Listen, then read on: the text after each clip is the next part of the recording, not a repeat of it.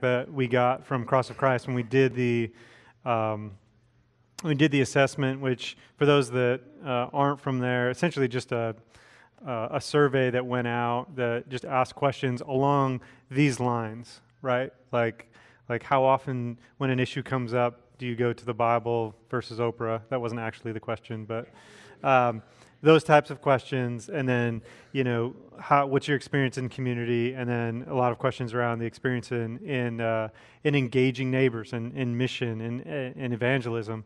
And what we saw, what I saw in the data, was that there was desire, but not execution in this world. Does that make sense?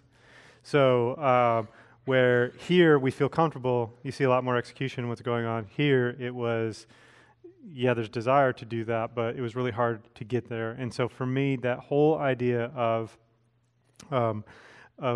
being free to try things and see what God does, as leaders, we have to be willing to step into that risk and be okay with, like, yeah, it's okay if you try something and it doesn't work. It's a lot more exciting to do that and learn than to not do it at all. And that's what we're going to be talking about in this session. Session 3, we're going to talk about engaging your neighborhood. And the reason that it's articulated that way, and your structure may be different at your church. For us at Sojourn, we are very neighborhood-centric. So we organize geographically. We organize our groups in urban, dense areas. We organize by specific neighborhoods. In rural areas, we organize by bigger regions. So if you're on the outskirts of the city, you may have a region maybe as big as a town or a suburb.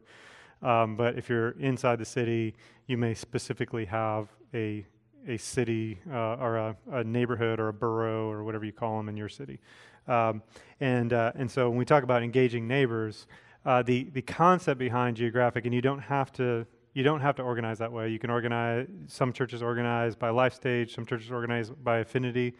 I personally believe the geographic model has a lot of benefits. One of those benefits is that it very clearly defines your mission field. You know your mission field because it's right around you. You see it every day. When you're defined by affinity, it's a little bit harder to see where other people like you are, right? They might be there, but I gotta find them. And someone had mentioned earlier. Someone said we like to group with people that look like us, that like the things that we like, right? And if we're all left to ourselves because we have the fallen nature, the results of the fall. If we had all of our druthers, we'd set up a mirror, and we go get another mirror, set it up, and we get another mirror. We set it up, and we'd sit back, and we'd be like, this is one handsome community group. Because whether right or wrong, we find comfort in being around people that look and think like us. But we know from the gospel says that is antithetical to what Christ has done. That not only do we need to engage and love people that don't look like us, but people that don't think like us. We need that in order for us to grow. And so what we want to do is we want to think, okay, there are different ways. Like if we if we gave each other our own choice, if we were just left to our own decisions, we would probably most likely gather in places that make us most comfortable. So that might be life stage. Single people like to be around single people. Empty nesters like to be around empty nesters. People with young kids want to be around people with young kids. And so we would generally gather that way. What we try to do at Sojourn is say, hey, I'd rather have you in community than fit my system. So if that's the only way I can get you connected to a group, then I'll let you do that. But what we prefer is that we build community around people who live near us because, one, it's going to challenge us to be in community with people we may have ever thought of and could bring a lot of benefit to our personal walk. But two, those are the same people I'm going to run into at the grocery store or the coffee shop or walking down the street or whatever. I'm actually going to be engaging and running into those people. So it allows for those aspects of even community to happen in a more deeper level, and the opportunities to do other things when we don't have to drive 20 minutes to get to our community group. Does that make sense? So I'm not telling you that your church has to do that. I'm telling you why we build it that way. And what ends up happening for us is that if we don't ever engage in development of evangelism and mission, then geography starts to mean less and less. Being close to each other does help, just the fact of community and living life together, but where it really becomes a difference maker is when we start engaging on a missional level. When we drive from 20 minutes in different directions for our community group, and then we try to talk about how we're trying to engage with the city, it becomes really difficult to find common ground. Which part of the city? We all live in different places. Does that make sense? So like that becomes really tough to engage missionally when we don't really have a sense of where is the mission field for us. There are ways around that. You can choose a place. But that's why when we talk about engaging neighbors, for me, the simplest thing is I wake up every day, I drive by my neighbors, I wave to them and say hello, or I walk by their houses and I can pray for them, and I can start thinking about how am I engaging them as a community. All right? So you need to think about your context. How is your group set up? How is your community group system at your church organized? And then try to think, okay, when I say neighborhood, you have to think your mission field. So how are you engaging that mission field? And so if we're going to move our people here, we have to begin to start thinking like missionaries. And so on page 4, we're going to talk about, for the next hour, is talk about what does it look like to think like a missionary as a community group leader? What does it look like for you to lead the mission of your particular community group? So your church has a vision and a mission that they're trying to accomplish. Your community group is derivative of that mission. You're trying to accomplish that same mission on a smaller scale within the people you've been entrusted. So what does that look like? And for those of you who came here today that were like, man, I want to know what to do and how to do it, we're moving towards practical steps by the afternoon. The afternoon's going to be a lot of practical. Here are things that you can do. This is kind of our first movement in that direction, but the day was intentional to spend a lot of time thinking about that why, to really kind of setting for us like understanding what we're doing and why we're doing it, so that by the time we get to the practical this afternoon, we've got a good foundation to work from. So right now we're going to start doing is thinking about, okay, how do we think missionally so that we can actually do some application after lunch, for those of you who don't go to watch basketball. So the first thing on page 4 is this idea of thinking like a missionary. How am I engaging with my neighbors, and how do I get my community group, not just me as an individual, but how do I get my group to engage?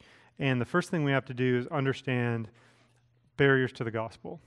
So if you look on that page, the definition is barriers are issues that inhibit the progress of the gospel. So anything that makes it difficult for you to engage in a gospel conversation with your neighbors, that's a barrier. And we got to figure out, what are those barriers? What is making those things difficult? And when it comes to community and maybe other things, there are 3 primary ones that have a tendency to affect the ability for people to engage with us. So the 3 are practice, culture, and perception. Maybe before we get into those, just a quick question. How do we normally try to engage with coworkers, neighbors, non-believers in our groups? What's our primary? Come and see. So what's that mean? That means I invite them to, a lot of times we invite them to the service, the church, right? Or we may invite them to our community group. It's an invitation, right? So I've been doing groups. I was thinking about this morning. So I've been helping lead and develop community groups for 16 years, which at times I'm like, that's a long time to be doing this. And I've had lots of community groups where I've tried to move in this direction. What do you think? When you're thinking about that invitation, how many of you, maybe just ask this question, how many of you have pounded this idea of invite people, we're an open missional group, invite people, and you've seen very little fruit? Has anybody been in that bucket before? Okay, I've been in that bucket a lot. Of like, why isn't anybody inviting anyone? Like, we talk about it every week. We tell people, invite people every week. Why do you think people don't invite folks into your community group? Or maybe you've asked. Yeah. We just don't want to change the dynamics of the group. Yeah, so we don't want to change the dynamics of the group, so that's kind of that indifference issue, or that like, I'm comfortable. Yeah, I'm super comfortable, so you can tell me, leader, all you want about inviting people to the group, but I like what we got, so I don't want to mess with it, right? Right? What other kind of main issues? Inconvenient? So is it inconvenient for them to come or inconvenient for you to ask?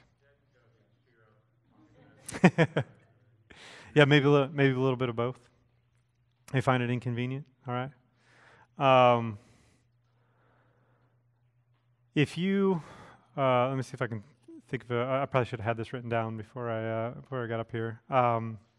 What are those things in your life that you're like, if you got an opportunity to do it, you would invite anybody and everybody? Like, you guys got any examples? Yeah. Oh, you're married. You're getting married, right? You guys look young, newly married? No? Maybe? Soon, getting married. Awesome, right? There's a wedding. So... you're all invited. No, just kidding. But it's a great example, right? So why are we so quick to invite people to a wedding? It's a celebration. It's exciting. You're going to have good food? Going to have good food. Going to have dancing? Awesome. Going to have dancing, right? So we're going to have a party. And we want to be there. And we want other people to come to it, right? Maybe some of you see where I'm going. I think the biggest barrier to people inviting other folks to my community group is that they're embarrassed. They're embarrassed by the experience. And maybe that's a strong word. Maybe they're just not super excited about the experience. But if I've got something that I know, I got a wedding coming up, this is going to be a blast. We got a DJ. It's going to be sweet. Maybe got a live. We doing live band? We doing live band? Okay, here we go. So we're going to have a great time, and I want everybody that I can get, for as many food plates that I can afford. I want them all to come. If I could invite everybody, I'd invite everybody. Why? Because it's going to be awesome. So what keeps me from inviting people to my group where it's like, man, they're going to come, and we're going to sit in that awkward circle, right? And Jim's been complaining about his job for like 5 years. He's going to do it again, and like, we all know he's the problem, but no one will say it, right? It's like, do I really want to inflict that on my neighbor? I don't know, and then John's going to start lobbing Bible verses at him, and like, it gets really awkward, especially when they start asking questions. So it's like, there's this experience that we have, and I believe if that experience is life-giving, I think if I walk into that group, or if I'm leading that group, I open my doors and I go, I am anticipating this to be transformational in my life this week. If I'm excited about that, then I am very excited about inviting other people. If I'm not excited about that, there's just no chance. There's no chance I'm going to invite somebody, because I know that might be my only chance for them to actually engage. And if I invite them to this, I'll never see them again. Yeah.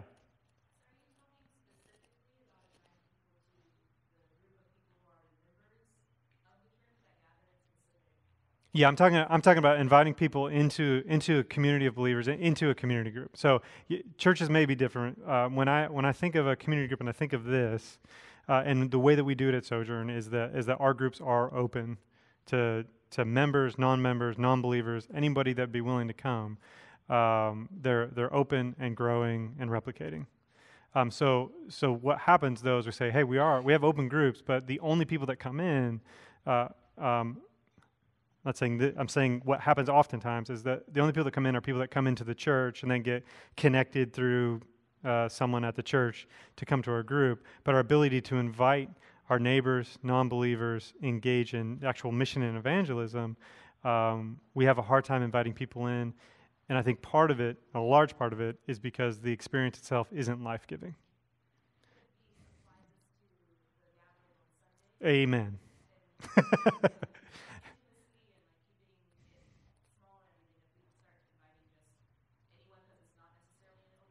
Yep.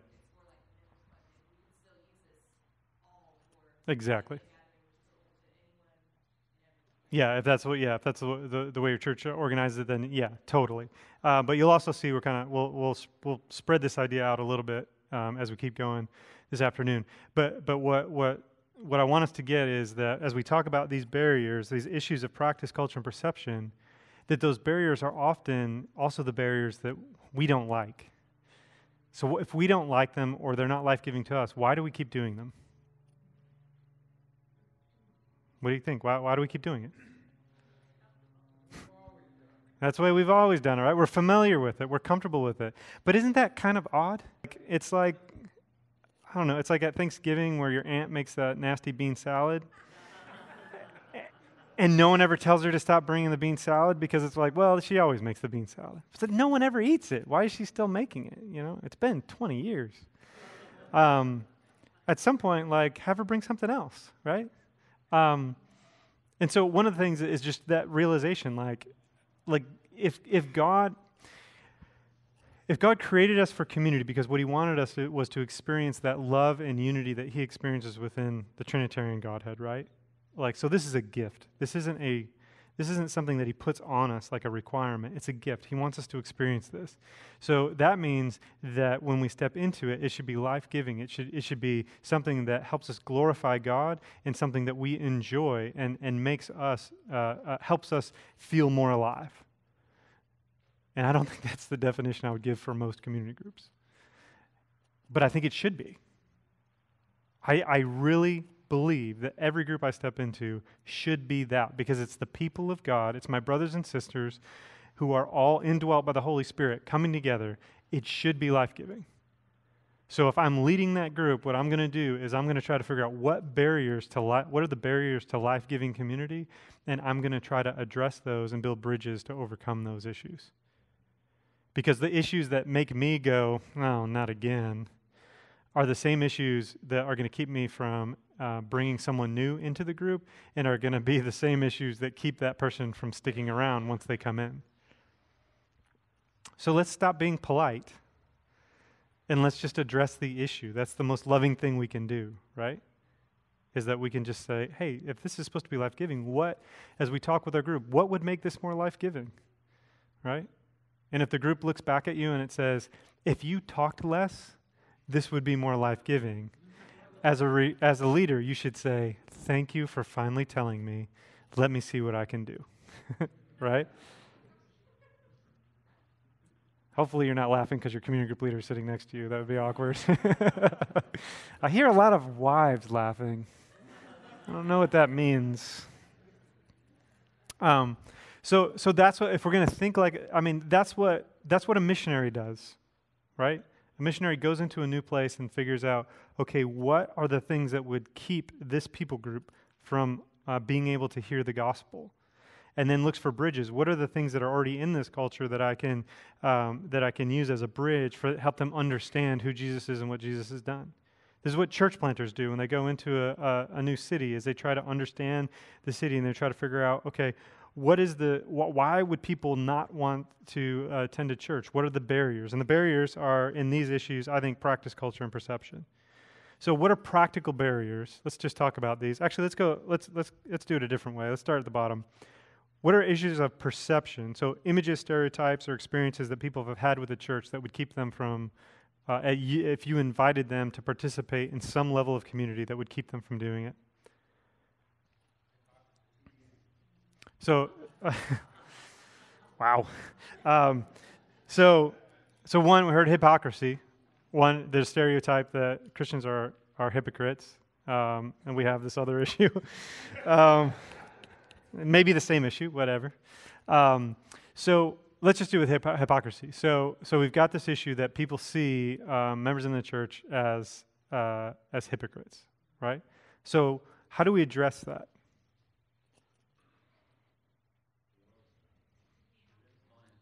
Yeah, so we say, that's not true, right? No, we own it, right? We have to own that hypocrisy. But just saying that, like owning it, is not the only thing we have to do, right? At some point, we have to address the hypocrisy. So we have to show them that we're different. They have to be able to see, and I don't mean like, hey, I made this video of how we're trying to be better. My community group, see, we're trying to. What we have to do is we have to start living out as a community in ways that that are less hypocritical. So when the church is supposed to be displaying the love and care of Christ, and we're showing that, you look on TV and it shows. I don't even want to I'm not going to go political here. I can't do that. Yeah, it is. It's a big barrier, but it's being recorded. So what's going to happen there?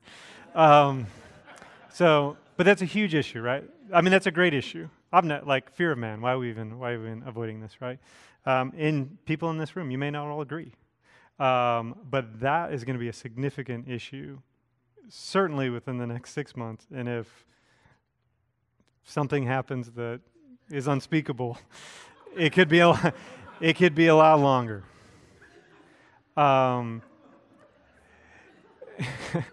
I feel like I'm dancing on a razor's edge right now. Comedy hour. So, it's going to be an issue, right? Like, I couldn't imagine in Orange County right now, like how you deal with that. Like, how do you explain to your Hispanic neighbor why evangelical Christians are supporting this guy? How do you explain that? I mean, that's an issue. And so, as the church or as a community, I don't think we're going to solve that problem by just saying, well, I don't agree with that. I think what we have to do as a church is they have to experience the love of Christ through the church to that community. And say not just say we don't agree with that, but actually to tangibly, with actions, show love to people that aren't represented in the centers of power, and to show what we do is that we get behind people who are marginalized. We don't defend the powerful. We defend the powerless, and we care about that. And so we have to show that. We can't just say it. Does that make sense? Gosh, I didn't think we were going to go there. That's awesome. Oh no, Dave, don't take me there.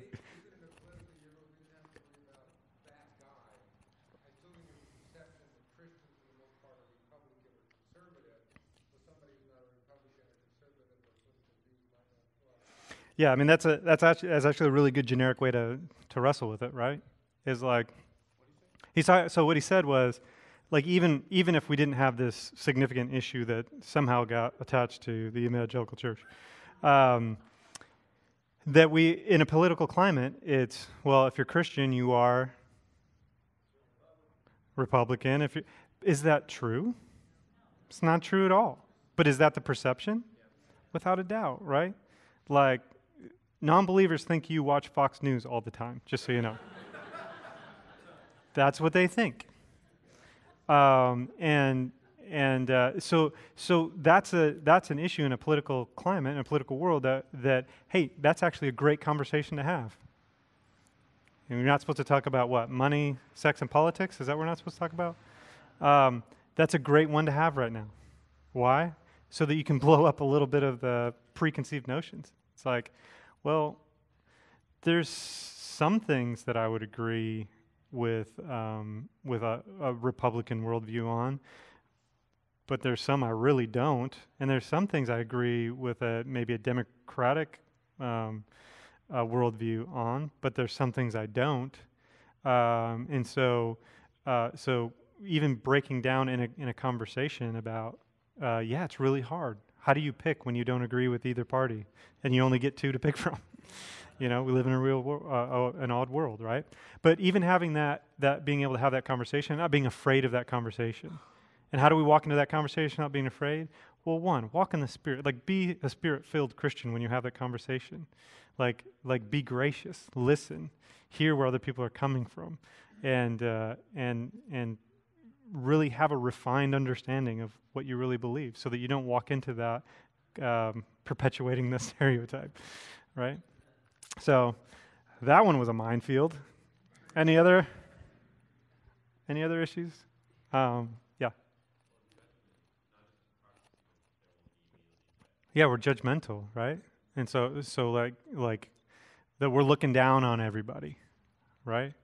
That when someone comes in, we're giving you the old stare down to see it, So we have to make sure that within our communities that those things are being addressed, that we're addressing those issues, that someone comes in who may be from a different political affiliation, or someone comes in that, is coming in that looks different, or comes from a different socioeconomic class, that they don't feel like they're immediately being judged.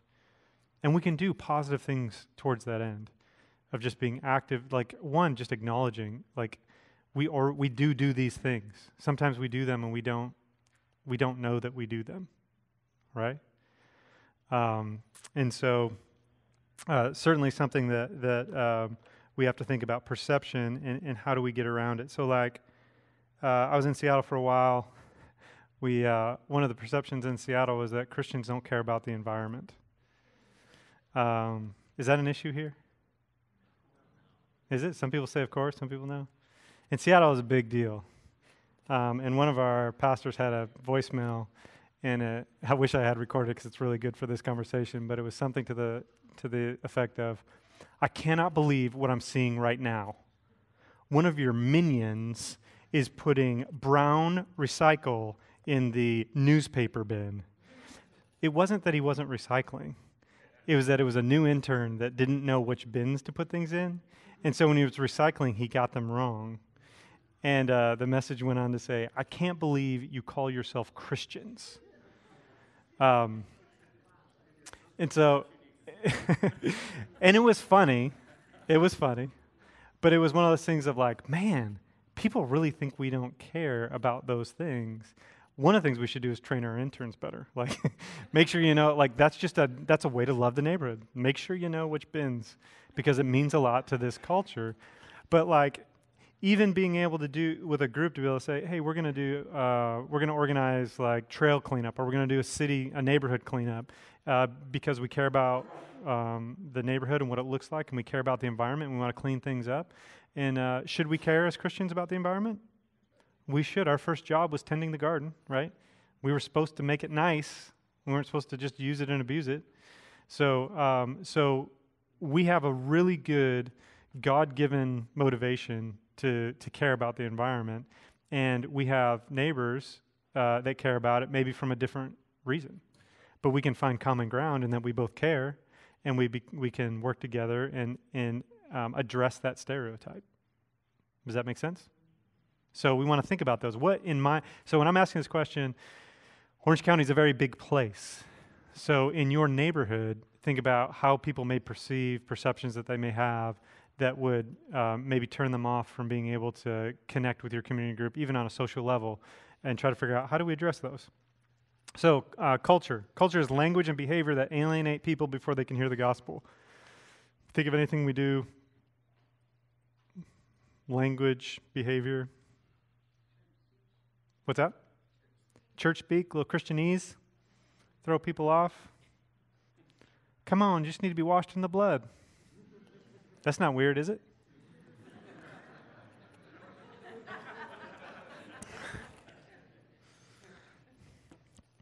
Can you think of any other of those Christianese things we say that's probably super awkward?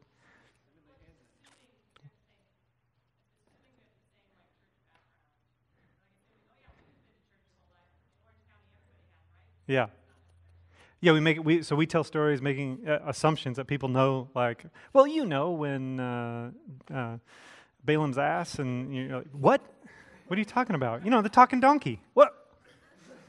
I've seen that movie. Um, yeah, so we make assumptions about what people know and understand, and they may not. What did you say? I'm sorry. Oh, you said what phrases? Oh, phrases, yeah. One of the phrases I said was, "Let me lay hands on you." Oh, yeah, laying hands on you. Yeah, like that's could be assault in some people. That's how they. Did he lay hands on you? But this church is asking to do that. Is that? Yeah, we got to think about those things. We got to think about the way we talk. Now, I'm not saying that we go, hey, I'm going to take all of our, all these beautiful things, and hey, this is just part of what I get it. Like we have some cultural things that are beautiful and language, like I believe in being washed in the blood of the Lamb. But the idea of like, hey, are we actually just aware of how we talk when someone comes in the room, right? And would they be comfortable being able to just speak normal, right? And it might be a little bit easier here in Orange County. I mean, people are a little bit more relaxed, but like it's okay to you don't have to throw the Christian language on there, but recognize that may be a barrier for some people, right? Was there something over there? Someone was stretching or yawning. Sorry. So we want to think about that. So language and behavior, and just go like, are we doing odd things at times when we're trying to engage with our neighbors that would keep them from coming? And then practice is practical obstacles, time, space, accessibility. So this is not like the behavior, what do people think about us? This is just like, hey, there's sometimes we put practical barriers in the way for people connecting into our groups. Yeah. Yeah.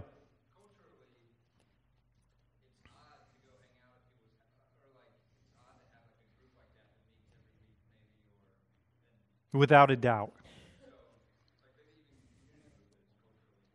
Community group is culturally odd, and that's what we're going to talk about after lunch.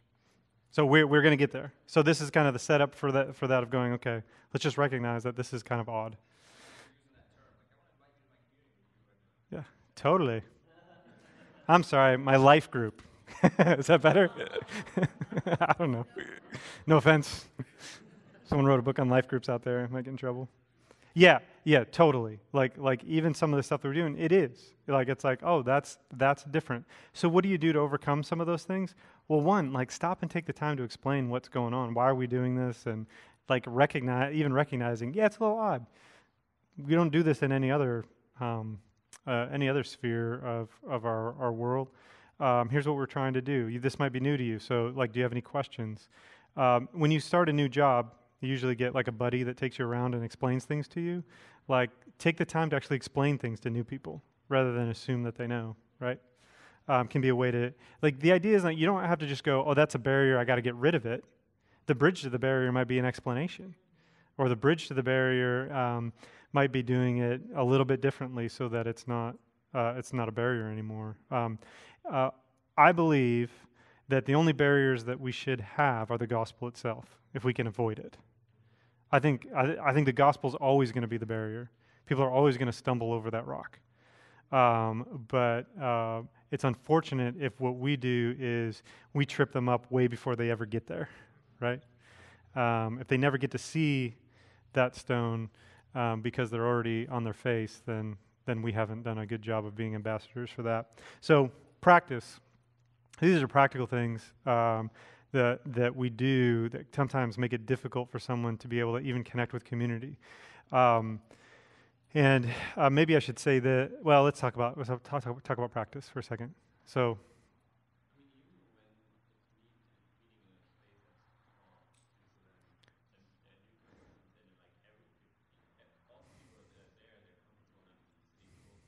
Yeah. So meeting in a small space where like. We already have this issue of like you're going to invite someone into your living room that's already, we've said, somewhat odd, and then we're going to say, and we're going to do it in an apartment where there's not enough chairs and everybody's like got to touch knees, and like that can be a problem, right? Like we've got to think about that. That's kind of an accessibility issue. Does someone feel comfortable coming into this the way it's set up? Are there ways that we can work around that? What other issues? Do we have any? What's the like significant? Do we have any factory like manufacturing? Sports teams. Sports teams. Tell me more. Oh, okay.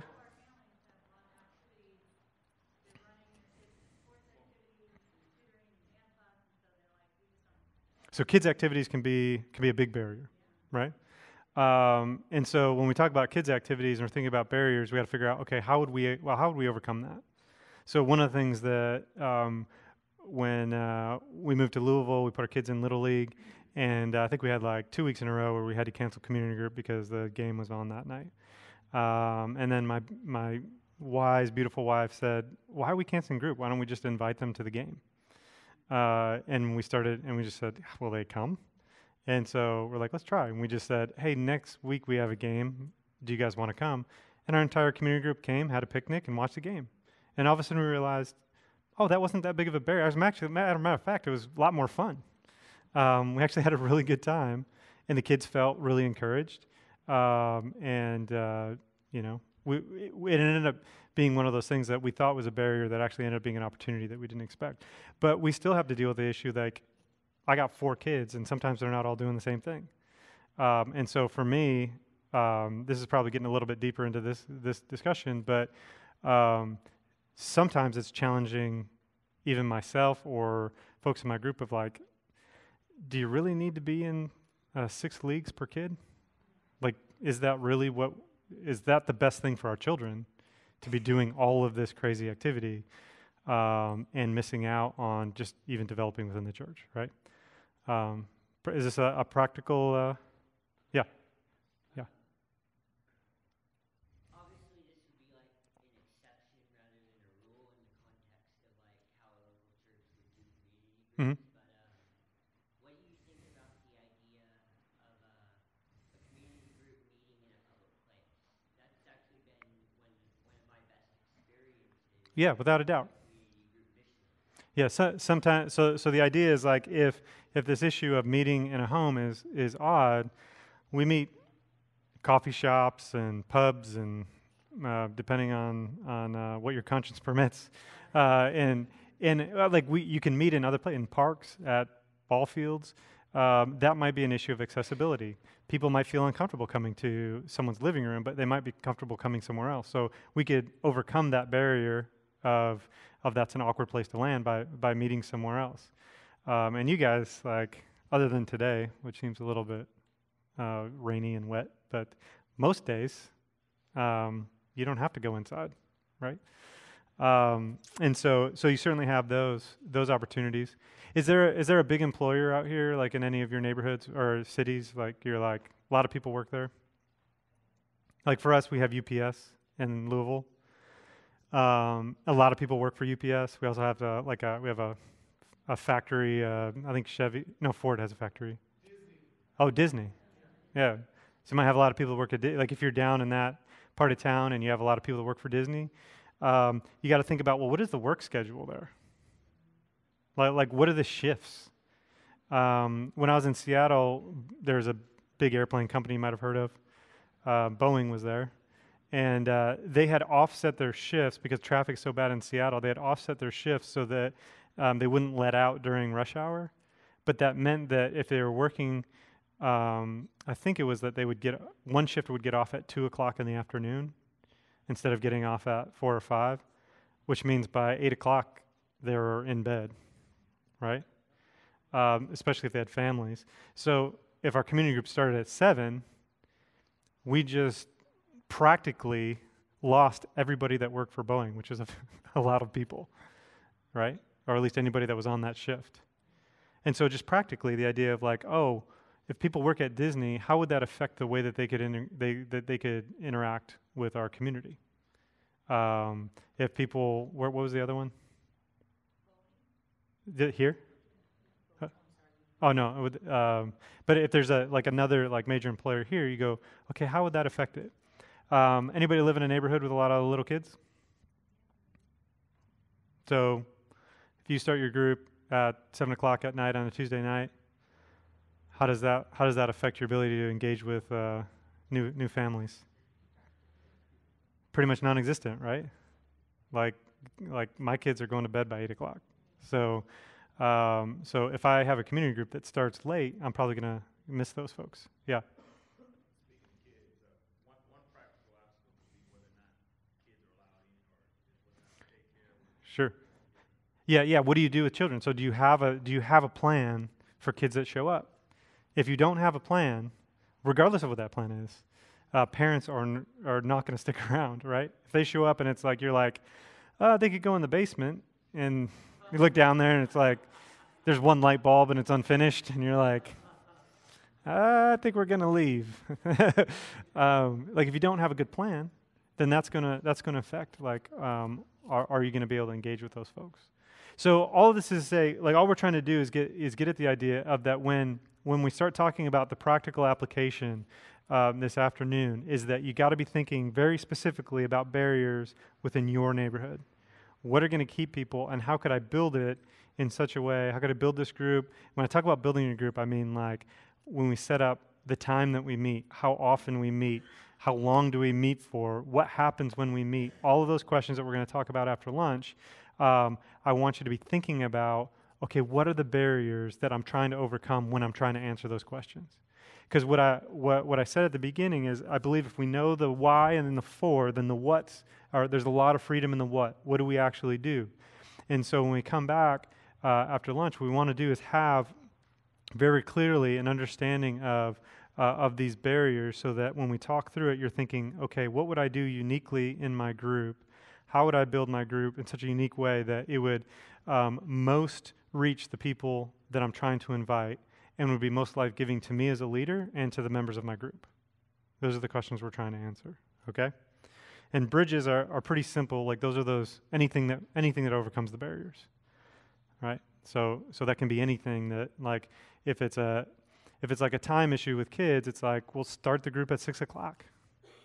And what we did, because I have 4 children, so any group I have already automatically has a lot of children in it.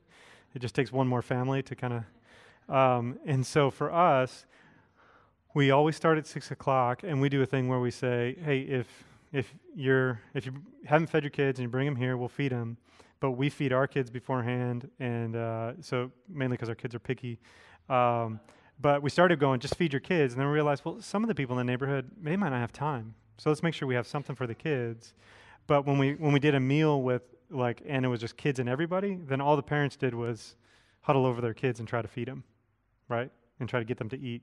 And so what we found was, like, if we encourage, if you feed your kids and then when they come, they can hang out and play, and then the adults will eat, or we'll have something for your kids and they can eat in the other room.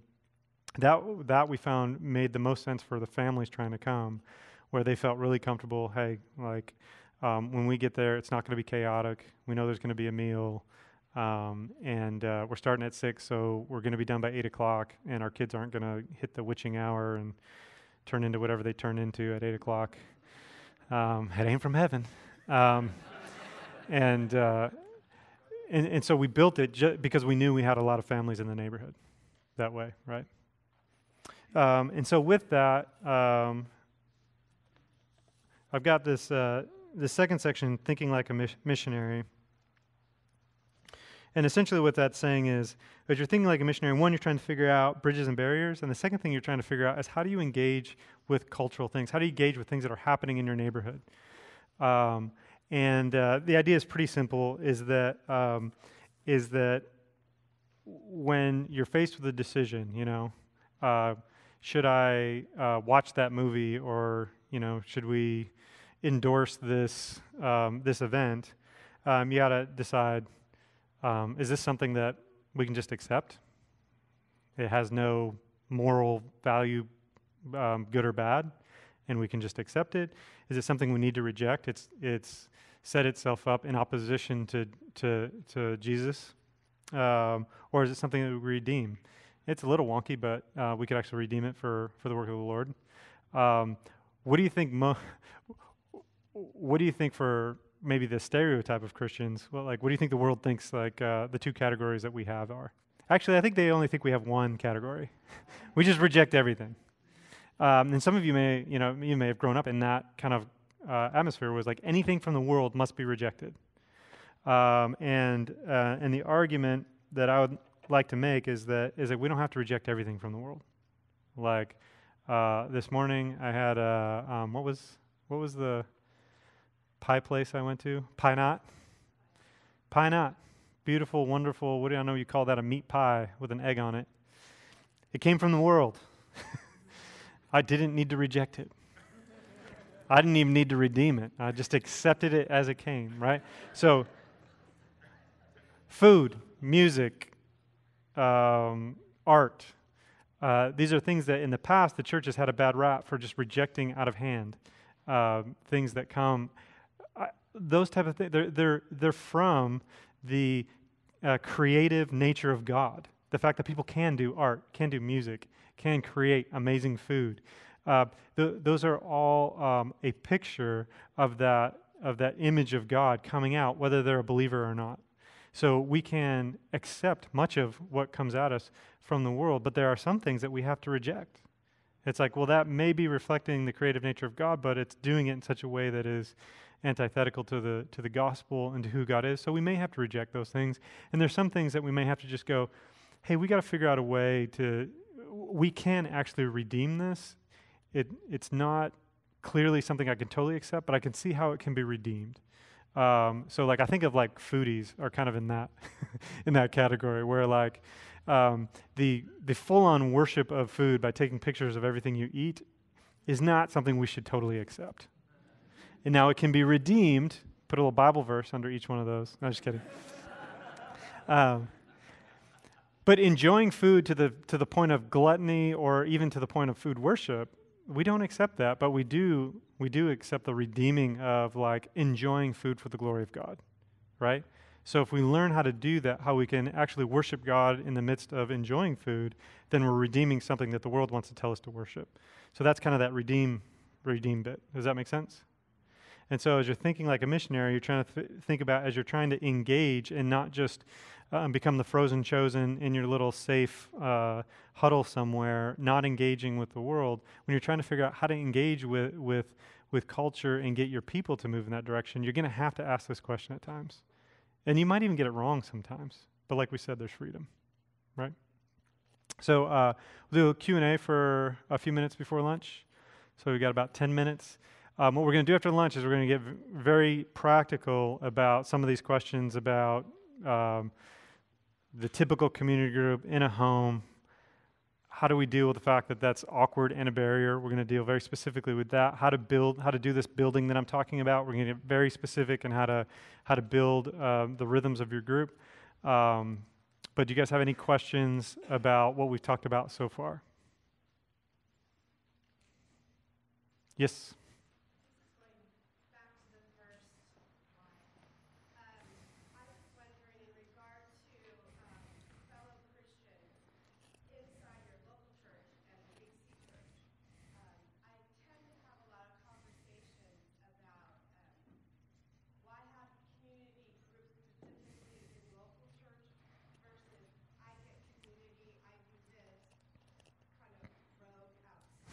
Sure.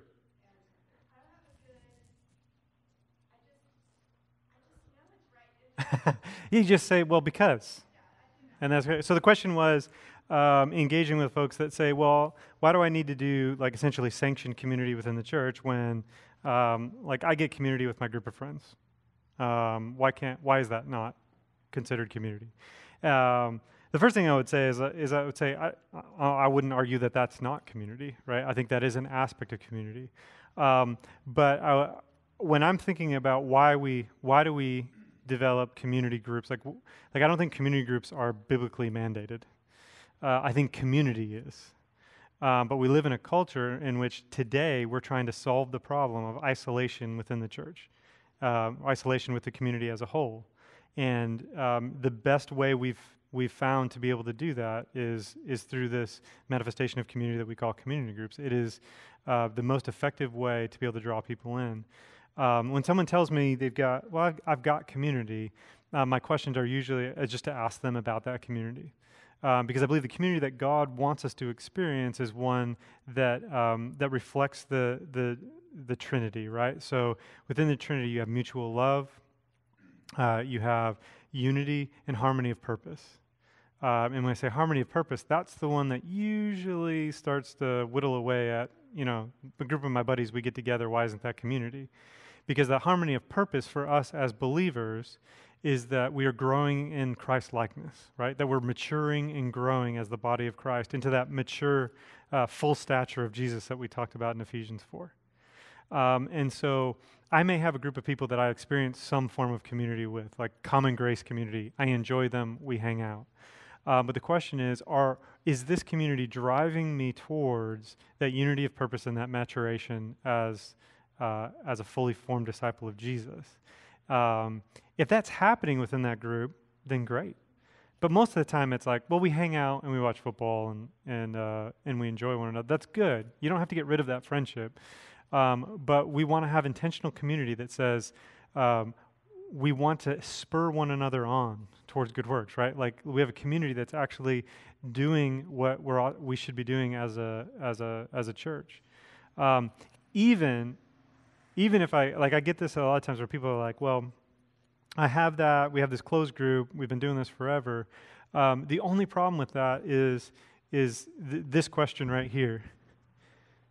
Is that I often have people tell me, I've been in the same community group for 12 years.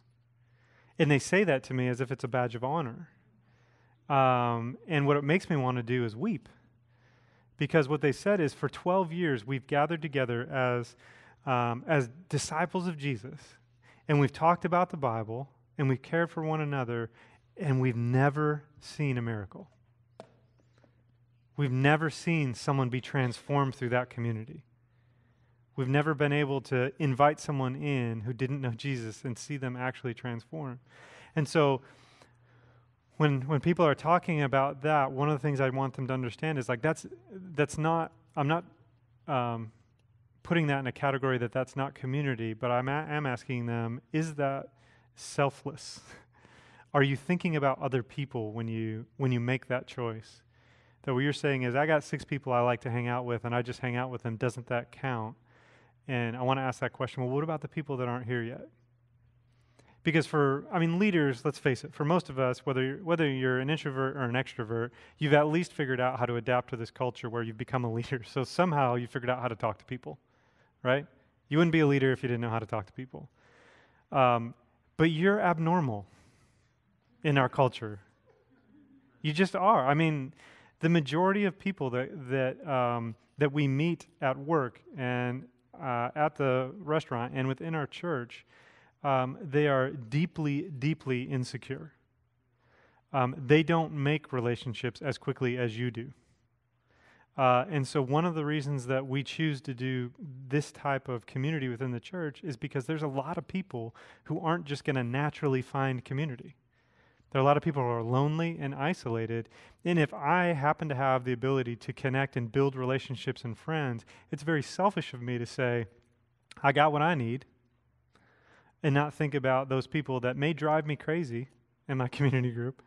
But if it wasn't for our community group, no one would listen to Johnny's story about how he hates work that we talked about earlier, right? No one would listen to that story.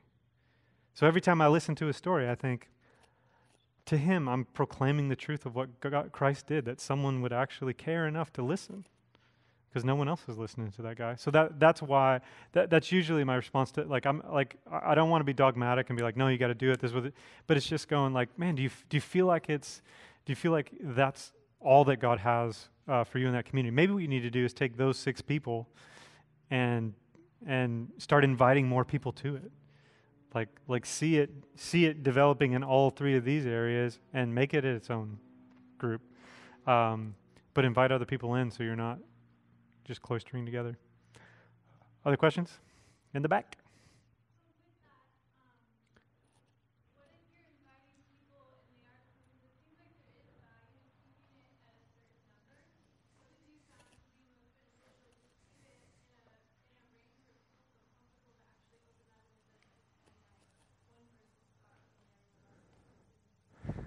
Yeah. So the question is, when is it too big, and how do you keep it open, and that kind? I think that's the question.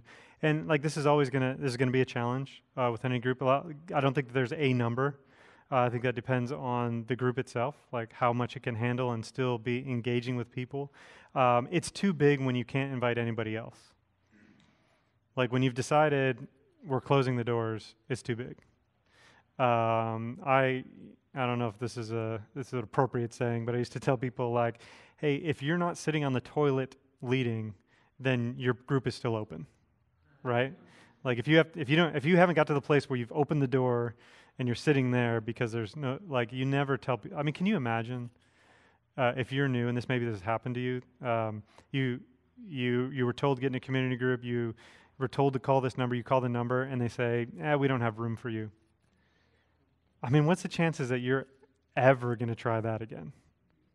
I mean, unless you're extremely like extroverted and that stuff doesn't bother you, that's not going to happen. I mean, you're done.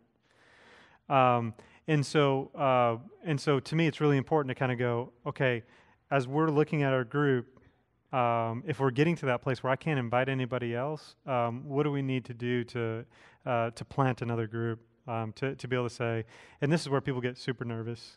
I usually say this for after lunch, because otherwise people won't eat. Just be thinking we're talking about planting, not even hungry.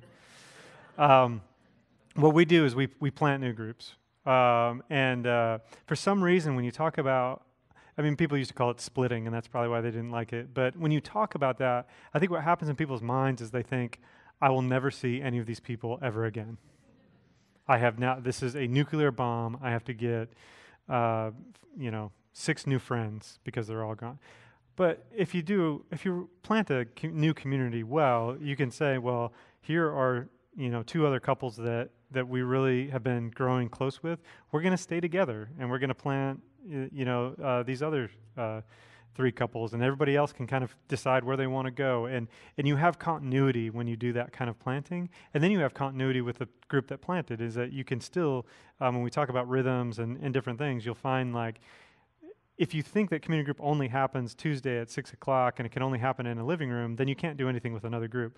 When you kind of realize that there's a lot of different ways to experience community, then you can start to do things with other groups, and you can perpetuate those relationships. So most of the time, people get really upset about the idea of replication. What I try to do is I try to find someone in the group that is older and is an empty nester, to talk about how family evolves as your children grow up and build their own families, right? Because the picture, when I see this picture, the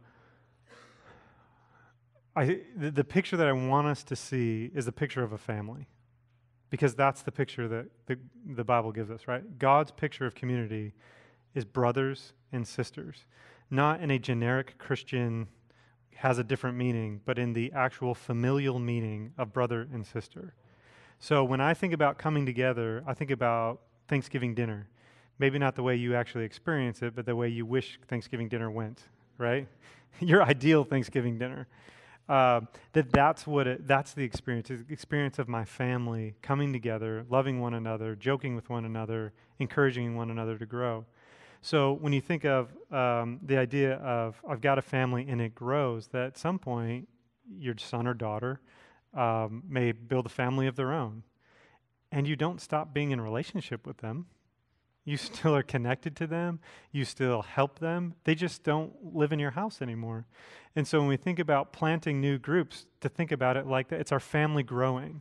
And when our family grows, we send them out to build their own lives, and we're still very connected in what we do. So that's a long answer to your question, but hopefully it's helpful. What's the lunch plan? I'm going to pause for the video, and then we're going to go to